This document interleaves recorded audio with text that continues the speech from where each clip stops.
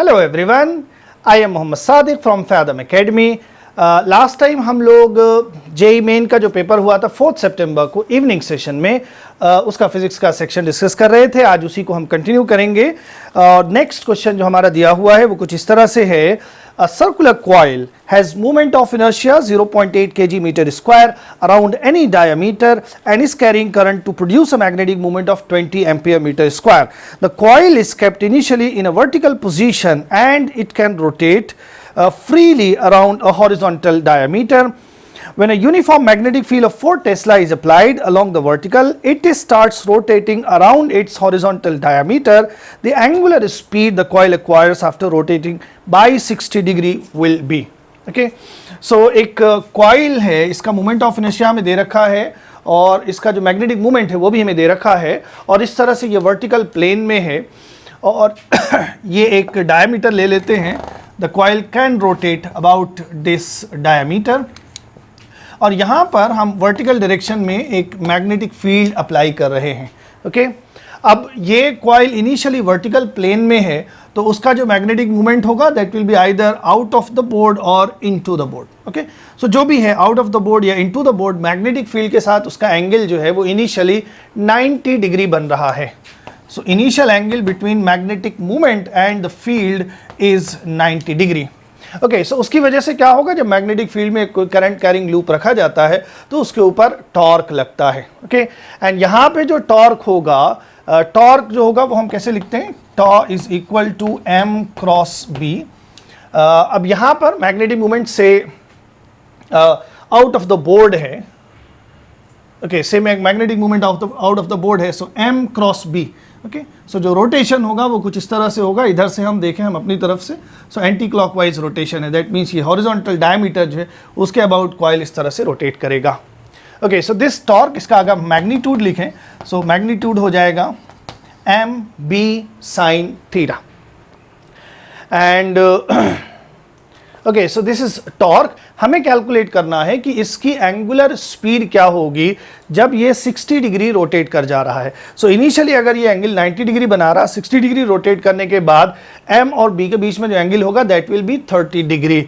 So final angle between magnetic field and magnetic movement is 30 degree. Okay, final angular speed 60 degree rotate करने के बाद angular speed कितनी होगी वो हमें कैलकुलेट करना है. सो उसके लिए हम यहाँ पर वर्क एनर्जी थ्योरम इस्तेमाल कर सकते हैं. So from work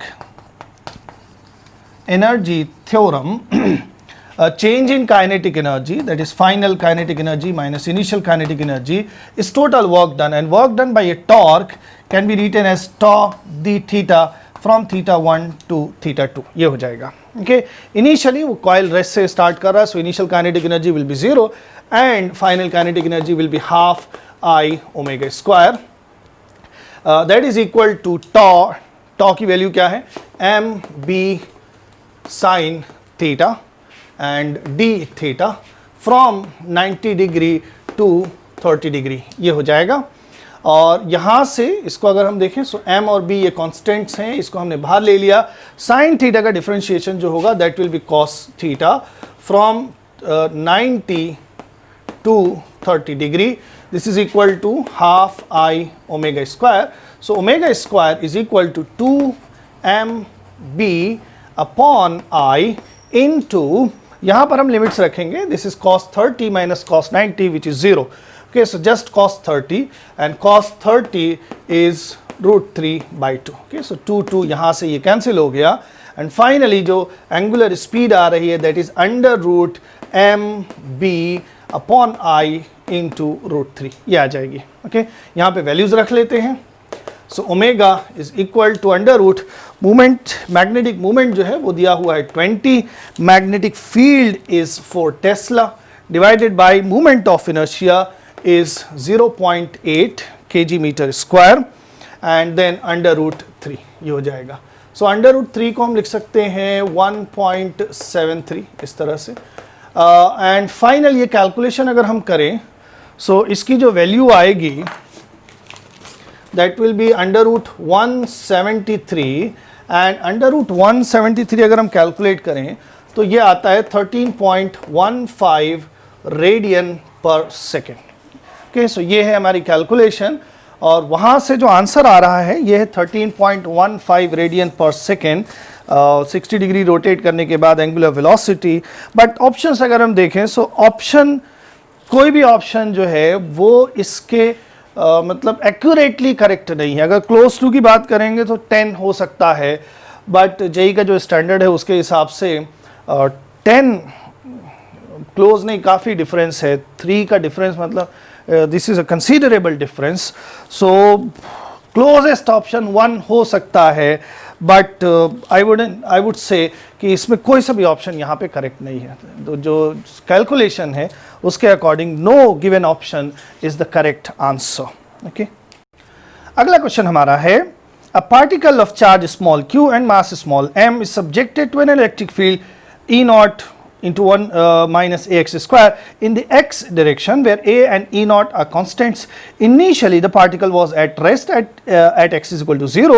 Other than the initial position, the kinetic energy of the particle becomes 0 when the distance of the particle from the origin is.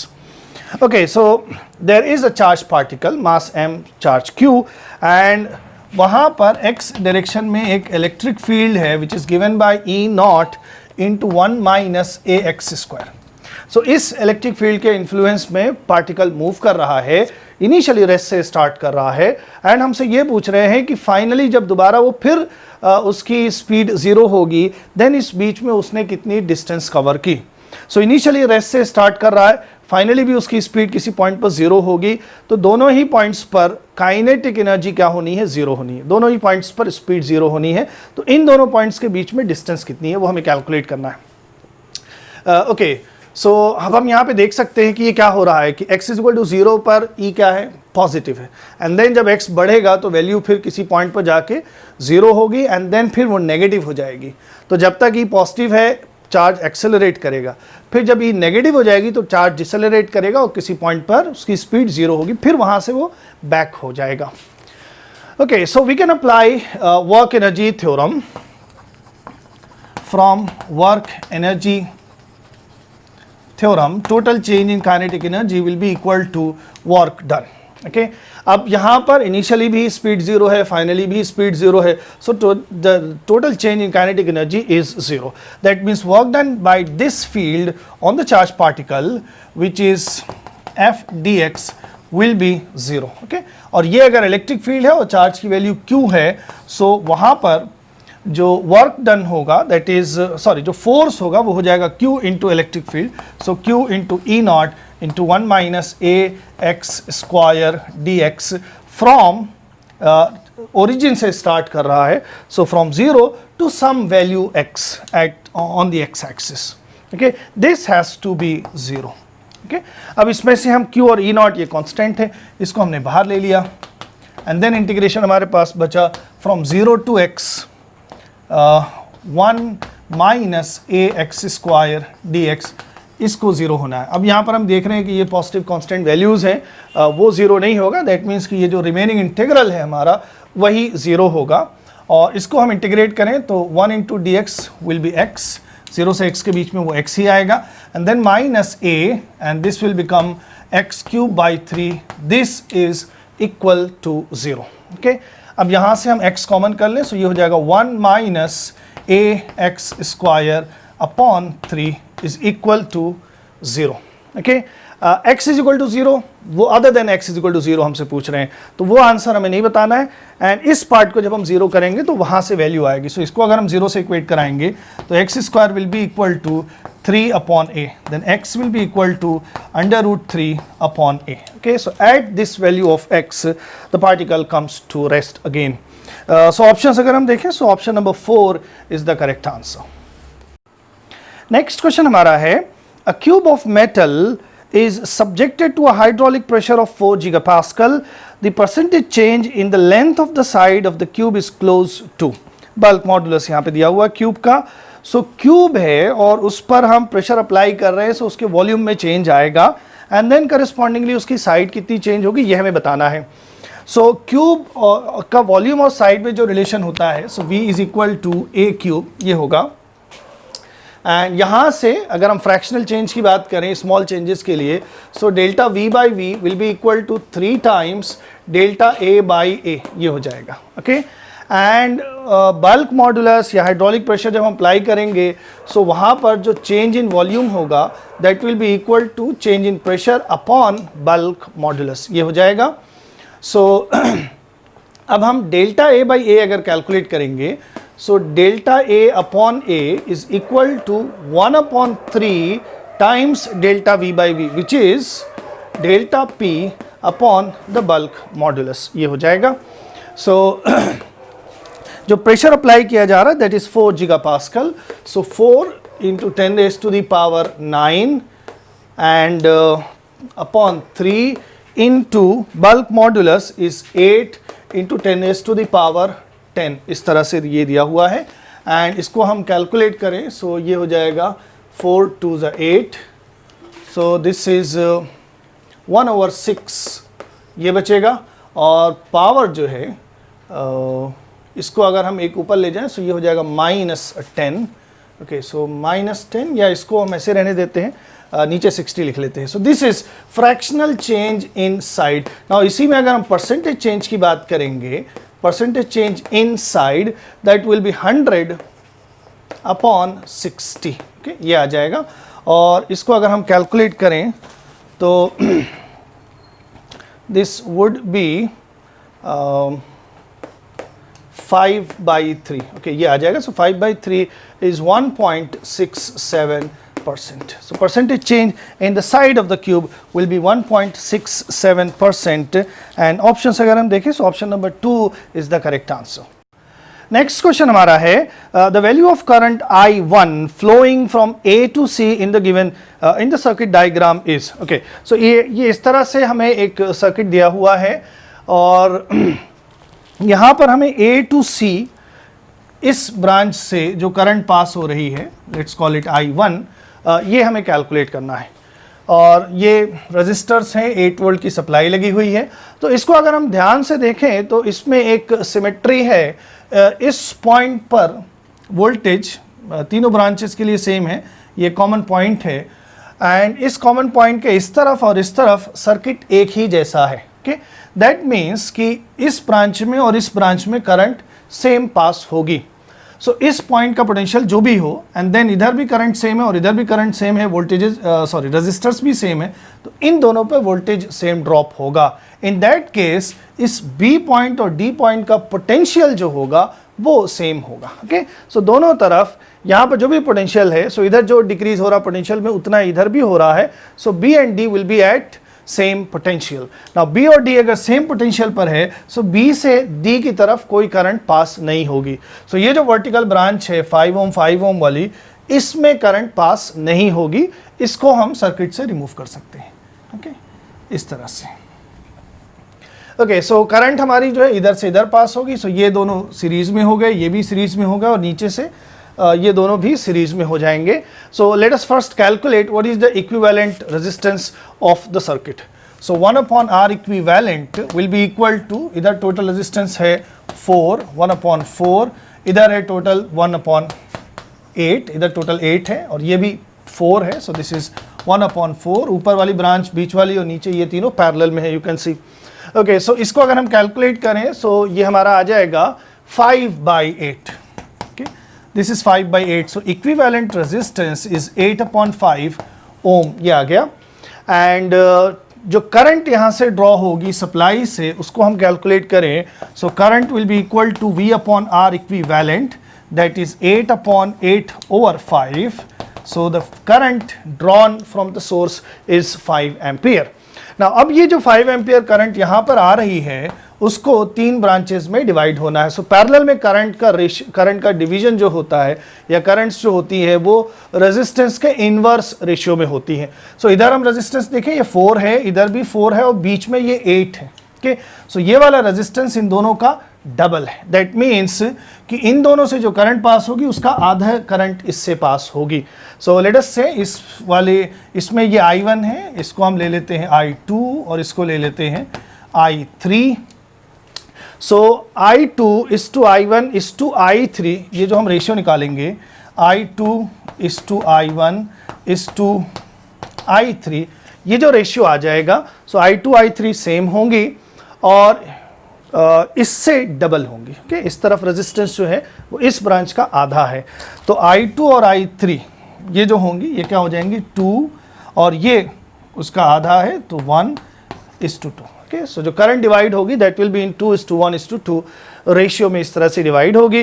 Total current हमारे पास 5 एम्पियर है और इस ratio में अगर हम डिवाइड करें 5 पार्ट में, सो 2 part in दोनों से चला जाएगा और एक पार्ट जो बचेगा वो इससे पास होगा। सो इसका 5 पार्ट करेंगे 1 एम्पियर, सो 1 एम्पियर करंट जो होगी वो AC से पास होगी। So current through the AC branch और I1 is equal to 1 ampere. ये आ गया हमारा आंसर। सो ऑप्शन अगर हम देखें, so option number 4 is the correct answer. अगला क्वेश्चन हमारा है, a body is moving in a low circular orbit about a planet of mass capital M and radius capital R. The radius of the orbit can be taken to be R itself. Then the ratio of speed of this body in the orbit to the escape velocity from the planet is. Okay, so say इस तरह से एक planet है और planet के surface के बिल्कुल पास में low ऑल्टीट्यूड का ऑर्बिट है, उसमें एक सैटेलाइट मूव कर रही है। सो सैटेलाइट की जो ऑर्बिटल वेलोसिटी होती है that is equal to √gm/r ये होती है, एंड प्लैनेट के सरफेस से जो एस्केप वेलोसिटी होती है that is equal to 2 times √gm/r ये होती है। ओके, सो यहाँ पर हमें रेशियो कैलकुलेट करना है, escape velocity and orbital velocity जो है उसका रेशियो निकालना है। ओके, उल्टा ये करना है, ऑर्बिटल वेलोसिटी का हमें एस्केप वेलोसिटी के साथ कैलकुलेट करना है। सो इसको अगर इससे हम डिवाइड करें, सो यू कैन सी यहाँ पर gm/r ये कैंसिल हो जाएगा और ये √2 यहाँ पर बचेगा। So the ratio of the orbital speed and the escape velocity from the surface of the planet will be 1/√2 and the option, correct option is the third one. Okay, next question हमारा है, a quantity x is given by I f v square upon WL to the power 4 in terms of moment of inertia I, f force, v velocity, w work done and length. The dimensional formula for x is same as that of. Okay, so x यहाँ पर हमें दिया हुआ है, x is equal to I f v square upon w and L raised to the power 4. Okay, I moment of inertia, f force, v velocity, work done, length. Then हमें x जो quantity है उसको identify करना है। So यहाँ पर हम dimensional formula लिखेंगे, मोमेंट ऑफ इनर्शिया का डायमेंशनल फार्मूला ml², फोर्स का dimensional formula mlt-2 and this is velocity which is lt-1 whole square divided by work done which is ml² t-2 and this is simply length, so l raised to the power 4। okay, ये हो जाएगा। अब यहाँ से हम देखें, सो m and m² और नीचे एक m है, सो ऊपर बचेगा m एंड l हम देखें, सो l² l and l sorry l², so l की टोटल पावर ऊपर है 5 और नीचे है टोटल पावर 6, सो ऊपर हम ले जाएंगे, सो ये हो जाएगा ऊपर एक -1 एंड देन t की हम पावर्स देखें, सो -2 यहाँ पर और -2 यहाँ पर, टोटल ऊपर -4 है और ये है -2, सो इसको ऊपर ले जाएंगे +2 हो जाएगा, -4 + 2 इज -2 ये आ जाएगा। ओके, सो x का डायमेंशनल फार्मूला ये है एंड ऑप्शंस में से अगर हम देखें, सो एनर्जी डेंसिटी जो होगी, energy per unit volume, energy is ml² t-2 and volume is L³, so L³ से अगर डिवाइड करेंगे सो L की पावर -1 बचेगी। ओके, सो ये एनर्जी डेंसिटी का डायमेंशनल फार्मूला है, दैट मीन्स ये x जो है this can be energy density. So option अगर हम देखें, so option number 3 is the right answer. अगला क्वेश्चन है, in a photoelectric effect experiment the graph of stopping potential V versus reciprocal of wavelength obtained is shown in the figure. As the intensity of incident radiation is increased, then ये graph कैसे very करेगा। So potential, stopping potential and reciprocal of wavelength, उसके बीच में ये graph बना हुआ है and then यहाँ पर जब इंटेंसिटी हम वेरी करेंगे तो ये ग्राफ कैसे वेरी करेगा वो हमें बताना है। So from Einstein's photoelectric equation EV0 is equal to h nu minus work function ये होता है, और इसको अगर हम लैम्डा के टर्म में लिखें, सो EV0 is equal to hc upon lambda minus work function ये हो जाएगा। and then V naught is equal to HC upon this E and then 1 upon lambda minus work function upon e, ये हो जाएगा. Okay, so यहाँ से अगर हम ग्राफ देखें stopping potential and this quantity reciprocal of wavelength, तो graph कैसा आना है, स्ट्रेट लाइन आना है. एंड फोटो इलेक्ट्रिक जो लाइट की जो क्वांटम पिक्चर है उसमें जो इंटेंसिटी होती है that is number of photons. So ये जो इक्वेशन है या स्टॉपिंग पोटेंशियल और रेसिप्रोकल ऑफ वेवलेंथ के बीच में जो रिलेशन है, इस रिलेशन में कहीं भी नंबर ऑफ फोटॉन्स इन्वॉल्व नहीं है. दैट मीन्स इंटेंसिटी वेरी करने से इस रिलेशन पे कोई फर्क नहीं पड़ेगा. और ये जो स्लोप है ग्राफ का, it is also independent of the intensity of light. So intensity very करने से ग्राफ पे कोई फर्क नहीं पड़ेगा. सो ऑप्शन अगर हम देखें, so option number 3 will be the correct answer. Graph does not change. अगला क्वेश्चन है, orange light of wavelength 6000 into 10 raised to the power minus 10 meter illuminates a single slit of wavelength 0.6 into 10 raised to the power minus 4 meter.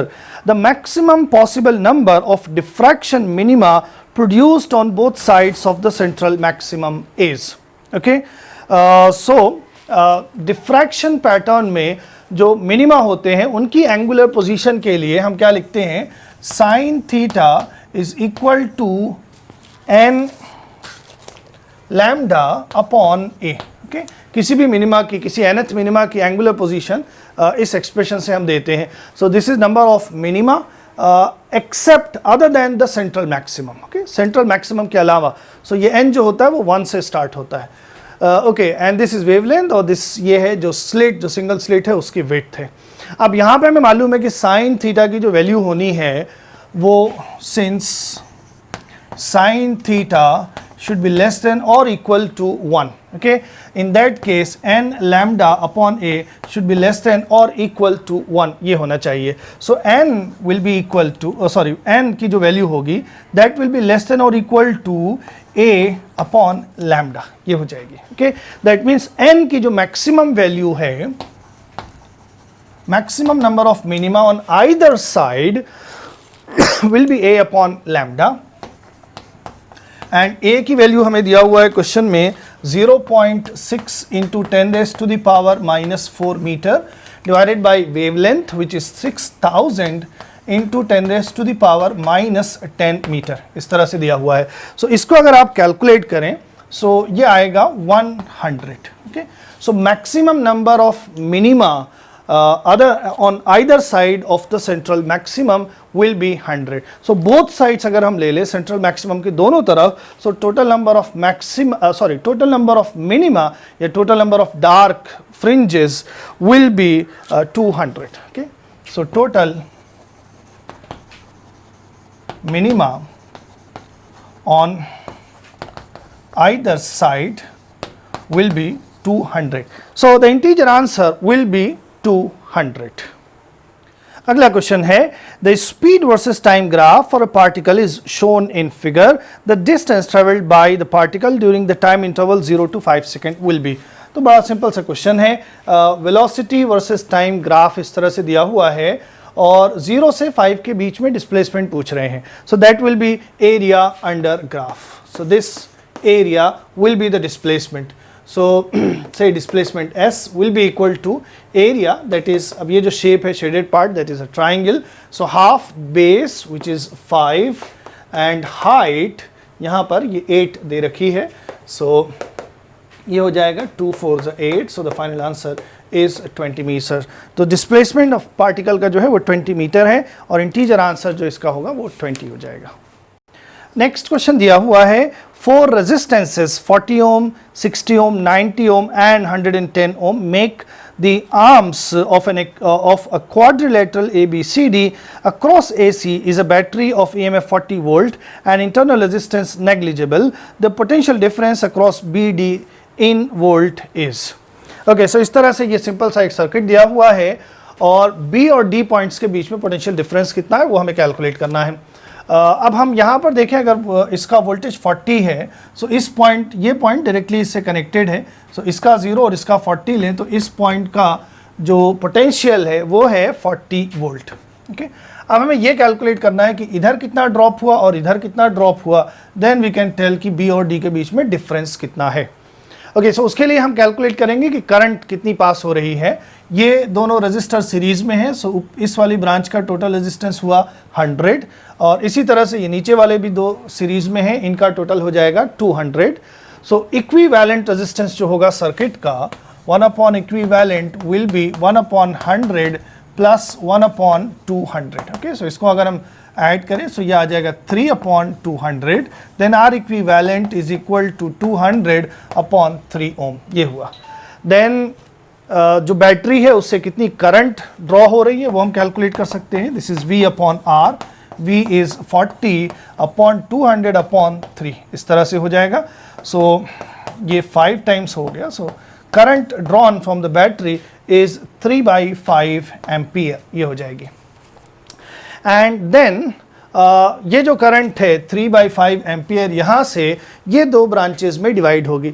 इस वाली branch का resistance है 100 और इस वाली का है 200, तो रेजिस्टेंस का रेशियो 1:2 है। देन करंट का रेशियो 2:1 हो जाएगा। Resistance 1:2, then current 2:1। सो इसका जो करंट है उसका 3 पार्ट हम करेंगे और 2 पार्ट इधर से जाएगा और 1 पार्ट इधर से जाएगा। ओके सो इधर से जो करंट जा रही है, अब इसका 3 पार्ट हम करेंगे, सो ये आ जाएगा 1/5। 1/5 का 2 पार्ट दैट इज 2/5 एम्पियर इधर से जाएगी और 1 पार्ट दैट इज 1/5 एम्पियर इधर से जाएगी करंट। ओके तो फिर इसके अक्रॉस जो वोल्टेज है, voltage drop, let's call it V1।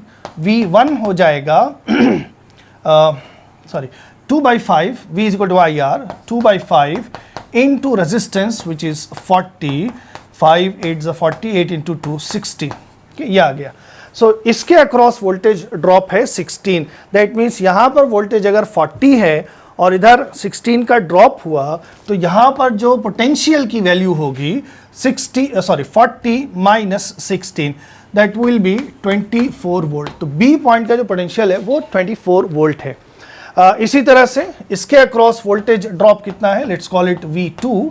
So V2 अगर हम कैलकुलेट करो सो ये क्या हो जाएगा, I 1/5 and then resistance which is 90। So इसको अगर हम देखें सो ये आ जाएगा 18 वोल्ट। ओके सो यहाँ पर है ये 40 एंड देन 18 ड्रॉप हुआ, सो डी पॉइंट का जो पोटेंशियल होगा that will be 40 minus 18, so this is 22 volt. Okay then B और डी के बीच में potential difference you can see 24 22, the difference is 2 volt. Okay so यहाँ पर हम क्या लिख सकते हैं, VB minus VD is equal to 2 volt. So the integer answer will be just 2.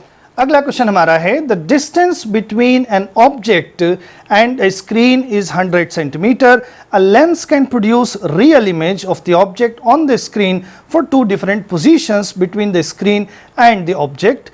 The distance between these 2 positions is 40 centimeter. If the power of the lens is close to n upon 100 diopter, then n is an integer. So the value of n is. Okay so ये displacement method जो होता है focal length calculate करने के लिए lens का, उसके ऊपर क्वेश्चन है। सो ये ऑब्जेक्ट फिक्स्ड ऑब्जेक्ट है और फिक्स्ड स्क्रीन है, उसके बीच की डिस्टेंस 100 सेंटीमीटर है and there will be 2 positions of lens for real image on the screen. और क्वेश्चन में ये कह रहे हैं कि इन 2 पोजीशंस के बीच में जो डिस्टेंस है वो 40 सेंटीमीटर है। ओके ये डिस्टेंस 40 सेंटीमीटर है। तो अगर लेंस यहाँ पर है तो ये वाली जो डिस्टेंस होगी ये हमारा हो जाएगा U1, और जब लेंस यहाँ पर है तो ये डिस्टेंस हो जाएगी U2, इस तरह से। सो यहाँ पर जो ऑब्जेक्ट की पोजीशन है लेंस के रिस्पेक्ट में, उनके बीच में डिफरेंस हम निकाले तो वो भी यही 40 सेंटीमीटर आएगा।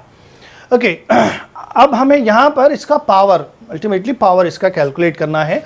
सो कैलकुलेशन अगर हम देखें, लेंस फॉर्मूला जो है उसको इस्तेमाल करें, इमेज जो है वो राइट साइड में बन रही है तो V will B positive and object की डिस्टेंस क्या है, नेगेटिव है। सो लेंस फॉर्मूला हमारा क्या है, 1/V minus 1/U is equal to 1/F and V जो भी वैल्यू है 1/V, V को हम क्या लिख सकते हैं, अगर इधर ऑब्जेक्ट डिस्टेंस U है तो इस तरफ की जो डिस्टेंस होगी that will B D minus U हो जाएगी। ओके इसको एक ही वेरिएबल ले लेते हैं U। So this V is D minus u, और ये नेगेटिव होगा सो ये हो जाएगा plus 1 upon u is equal to 1 upon f. And इसको अगर हम सिंप्लीफाई करें सो ये हो जाएगा u plus d minus u, so सिर्फ बचेगा ऊपर d upon LCM u into d minus u, u into d minus u, ये हो जाएगा। This is equal to 1 upon f, and इसको हम क्रॉस मल्टीप्लाई करें so d f is equal to u into d minus u square, and u square को हम इस तरफ ले आए so u square minus u capital D plus d into F is equal to 0. This is a quadratic equation in terms of u. And इसको अगर हम solve करें so यहाँ पर u की जो वैल्यू होगी that will be minus d, formula जो होता है minus b plus minus under root b square minus 4ac upon 2a, so d plus minus under root d square minus 4ac upon 2a, ये हो जाएगा। ओके, सो एक value यहाँ से लेंगे u1, वो आ जाएगी हमारी d plus under root d square minus 4df upon 2, और दूसरी वैल्यू जब हम लेंगे तो वो आ जाएगा d minus under root d square minus 4df upon 2, ये आ जाएगी। ओके, अब यहाँ पर इन दोनों के बीच में हम डिफरेंस कैलकुलेट करें, सो इन दोनों को जब हम सब्ट्रैक्ट करेंगे सो हम ये देख सकते हैं कि d कैंसिल हो जाएगा और ये जो होगा ये 2 टाइम्स हो जाएगा। Okay, so the difference between u1 and u2, the difference between u1 and u2 will be simply this part under root d square minus 4df, ये हो जाएगा। और क्वेश्चन में ये जो डिफरेंस है वही हमें लेंस की पोजीशंस के बीच में डिस्टेंस दे रखी है, that is 40 centimetre. Okay, so इसकी जगह हम लिख सकते हैं 40 is equal to under root d square minus 4df, and square कर दें हम दोनों तरफ तो ये हो गया 40 into 40 is equal to d square, square करेंगे सो स्क्वायर उठ जाएगा, d square will be 100 square that is 10,000 minus 4, and यह हम एक काम कर लेते हैं, यहाँ पर d को कॉमन कर लेते हैं पहले। ओके, सो यहाँ से हम d कॉमन कर लें एंड देन हमारे पास बचेगा d minus 4f। Okay, so this is 40 और 1600 is equal to 100 into 100 minus 4 into f, ये आ जाएगा। सो यहाँ से ये 2 zeros कैंसिल हो गए, 4f हम उधर ले जाएंगे, सो ये हमारे पास बचा 100 माइनस 16 विच इज़ 84। ओके, और यहाँ से f की वैल्यू हम कैलकुलेट करें, सो this is 84 upon 4 that is 21 centimetre. So the focal length of the lens involved in this experiment is 21 centimetre. और यहाँ से हम इसका पावर कैलकुलेट करें, so that is 100 upon f और 100 अपॉन 21, ये आएगा डायोप्टर में वैल्यू। अब इसको थोड़ा देखते हैं, एनटीए ने जो आंसर दिया हुआ है या जो क्वेश्चन में दिया हुआ है, यहाँ से हम इसका पावर देखें, सो पावर विल बी अगर एग्जैक्ट वैल्यू देखें तो यह आएगा 4.76 डायोप्टर, अगर क्लोज टू की बात करें तो ये आ जाएगा 5 डायोप्टर। ओके, बट क्वेश्चन में हमें दिया हुआ है कि उसका जो पावर है वो n अपॉन 100 इस तरह से करके दिया हुआ है। ओके, सो इसको अगर हम 4.76 इससे कंपेयर करेंगे, सो n की जो वैल्यू आएगी वो आ जाएगी 476, बट एनटीए ने जो आंसर प्रोवाइड किया है इंटीजर आंसर वो 5 दिया हुआ है। ओके, सो अगर हम सिर्फ पावर डायोप्टर की बात करेंगे तो वो तो 5 आ रहा है, लेकिन जिस तरह से क्वेश्चन में n अपॉन 100 करके दिया हुआ और फिर इस n को जो इंटीजर वैल्यू वो पूछ रहे हैं, तो that will be equal to 476 which is much different than the value provided by the NTA. Okay, so इसमें अब ये एक जो एनटीए का आंसर है that is open to the challenge. So हमारी जो कैलकुलेशन है उसके अकॉर्डिंग जो पावर है that is 5 dioptre, but the value of n is something else, something other than 5, it is equal to 476। Next question दिया हुआ है, the change in the magnitude of the volume of an ideal gas when a small additional pressure delta P is applied at a constant temperature is the same as the change when the temperature is reduced by a small quantity delta T at constant pressure. The initial temperature and pressure of the gas were 300 Kelvin and 2 atm respectively. If delta T is equal to some constant times delta P, then the value of the constant in Kelvin per atm is. So यहाँ पर हमें दिया हुआ है कि जो change in temperature है magnitude उसका that is equal to some constant times the change in pressure, इस तरह से दिया हुआ है. सो सी की वैल्यू क्या होगी वो हमें कैलकुलेट करना है. सो एक बार हम उसका प्रेशर चेंज कर रहे हैं कांस्टेंट टेम्परेचर पर एंड दूसरी बार हम उसका टेम्परेचर चेंज कर रहे हैं कांस्टेंट प्रेशर पर. सो यहाँ पर हम आइडियल गैस इक्वेशन जो है उसको यूज़ करेंगे that is P is equal to nRT.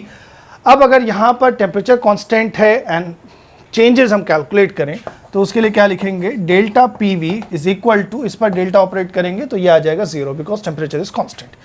अब इसको अगर हम देखें तो ये हो जाएगा P delta V minus V delta P this is equal to 0.